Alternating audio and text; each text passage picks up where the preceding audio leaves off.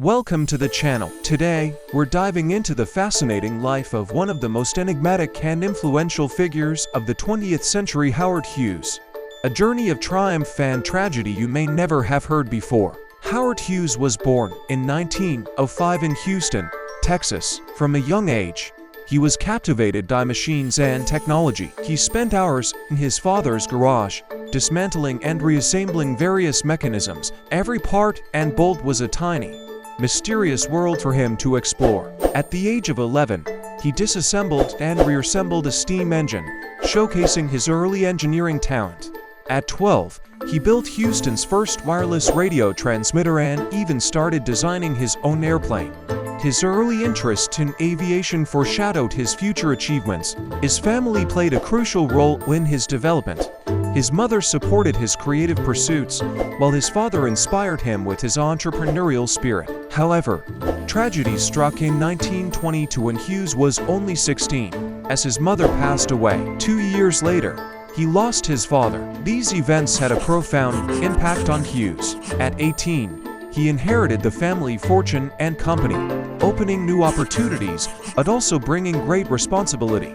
His childhood was marked by both remarkable achievements and personal tragedies, shaping his character for the incredible heights he would reach in life. Despite his erratic education, Hughes never earned a formal diploma, attending various schools and colleges. Diagnosed with mild obsessive-compulsive disorder in his youth, this condition significantly influenced his later life. Hughes was always driven by a thirst for knowledge and self-improvement. He attended the California Institute of Technology and the Massachusetts Institute of Technology, although he never officially graduated. By the 1920s, Howard Hughes had become a leader in aviation, founding Hughes Aircraft Company and developing several groundbreaking aircraft like the H-1 Racer, which set a world speed record. His technical innovations and quest for perfection made him a leading engineer in the aviation industry. But let's take it step by step.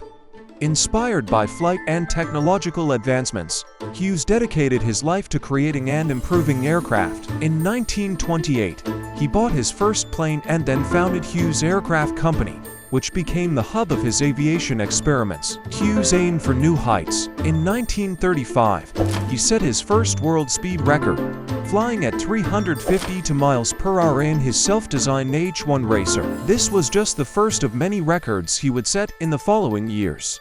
In 1938, Hughes flew around the world in 3 days, 19 hours, and 17 minutes, breaking the previous record by 4 days. This feat earned him worldwide recognition and cemented his reputation as one of the most outstanding pilots of his time.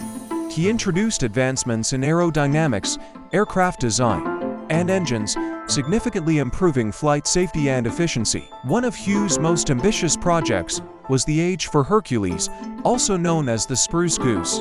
This massive flying boat was built during World War II to transport troops and materials. Although it flew only once in 1947, the Spruce Goose became a symbol of Hughes' technical prowess and persistence. Hughes' leadership in aviation extended beyond his own records and inventions. He played a key role in developing commercial aviation, becoming the owner and CEO of Trans World Airlines TWA. Under his leadership, TWA became one of the world's leading airlines, introducing new technologies and raising passenger service standards. Concurrently with his aviation endeavors, Hughes became one of Hollywood's top producers. He entered Hollywood in the late 1920s, full of ambition and innovative ideas. He aimed to create more than just films. He wanted to leave audiences in awe. In 1927, he began his producing career with Everybody's Acting, which immediately caught critics' attention. One of Hughes' first major successes was the film Hell's Angels, 1930,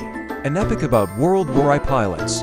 Hughes spared no expense to create realistic aerial battle scenes, using real planes and the latest special effects. This film was a breakthrough in the film industry, astounding audiences with its scale and realism. Soon, Hughes again shocked and delighted the public with his films.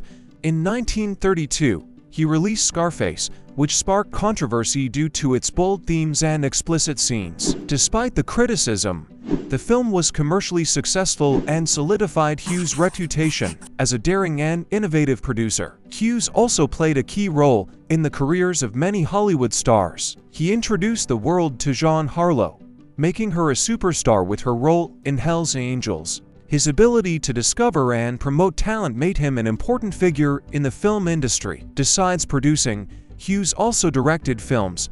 He was known for his perfectionism and attention to detail, which sometimes led to extended shoots and increased budgets. However, his approach always paid off with unique and captivating films. In 1943, Hughes released The Outlaw, which also caused much controversy due to explicit scenes with Jane Russell. This film was Hughes' last major project in Hollywood, but his legacy continues to live on in every frame and scene, leaving an indelible mark on cinema history. However, Hughes' successes were shadowed by difficult times. His life was marred by legal battles, intrigues, and scandals that could have destroyed his great empire. One of the first major scandals in Hughes' career was related to the film Scarface 1932. Due to explicit scenes and bold themes, the film faced harsh criticism from censors and the public. Hughes fought censorship in the courts, leading to long and costly legal battles. In the 1940s, Hughes faced serious fraud and corruption charges related to his government contracts for military aircraft. These accusations led to lengthy trials and negative public attention. Hughes also faced legal issues in the aviation industry. In 1946, he was involved in a lengthy legal battle with Pan American World Airways Pan AM and its president, Juan Trippe. Pan AM sought a monopoly on U.S. international air travel, threatening Hughes' business with TWA. Hughes fought for his company and ultimately won, preserving TWA's right to international routes. An even more significant challenge lay ahead for Hughes' tax disputes with the U.S. government.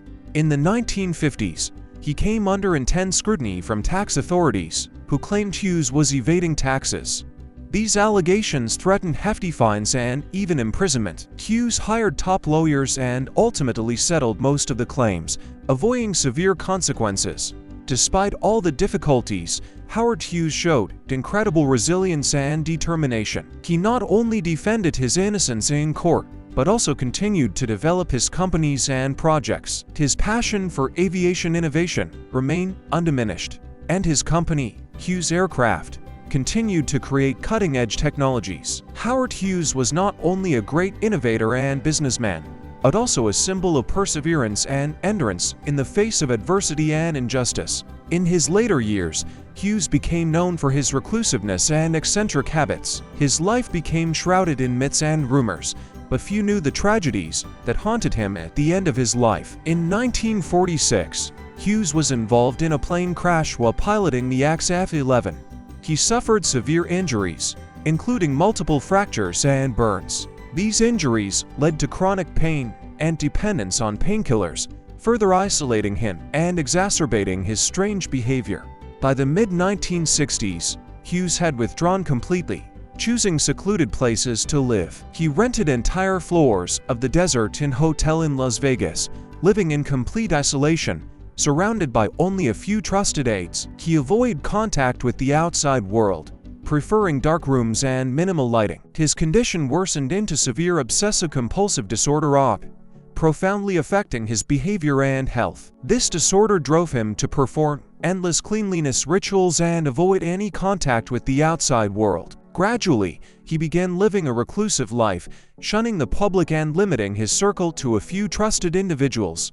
Over time, Hughes began consuming large doses of medications to cope with pain and anxiety, further deteriorating his condition, increasing his paranoia, and making his behavior more eccentric. In his final years, Hughes lived in hotels and private residences, constantly moving from place to place. He often stayed in dark rooms with a strict cleanliness regime. His appearance changed drastically. He grew long hair and nails, symbolizing his isolation and mental health issues. One of the most tragic aspects of his life was that despite his immense wealth and achievements, he was extremely lonely. He was surrounded only by a few trusted employees who strictly followed his demands and feared disturbing his peace. Hughes's relationships with his family were complicated and distant.